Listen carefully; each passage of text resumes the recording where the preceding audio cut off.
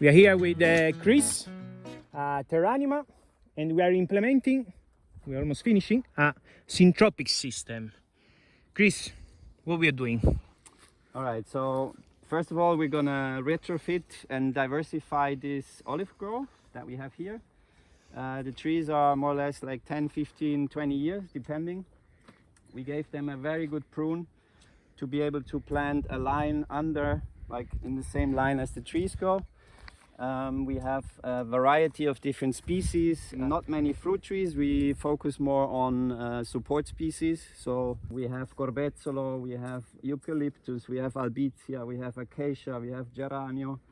We have a bunch of other low shrubs like sage and rosemary, helichrysum, focusing mostly on native and local species to regenerate this whole place and diversify it in the sense that not just above ground but also in the soil, the microbiology, we want to really boost it. That's why we also have made these lines and sowing cover crops in between the lines. So in spring we might be able to use it as mulch and biomass for the system. Amazing. Okay, let's see more in specific what we planted.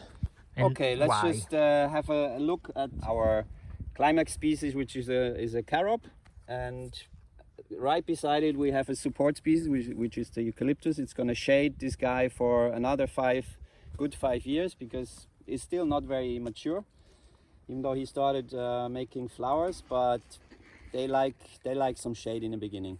So this is our plant that's going to be growing alongside, and at some point after 10 years we're gonna probably take it out because they're both climax species, so they will kind of be in the way of each other, but this one is easy to take out. Then what else do we have? We have a China berry, which is also a support species. It can be pruned very hard. It's gonna be kind of growing beside that. We have geranio, which is also a very hardy one, which you can keep low as more like a bush. This is an espolo, loquat, that we can also kind of adjust to our needs here. Then the Buddleia is also a very, very good biomass producer and attracts pollinators. Very useful, very nice smell also. Ficodindia, we have plenty in the system. We can play with them as biomass, and yeah, that's a little kind of excerpt.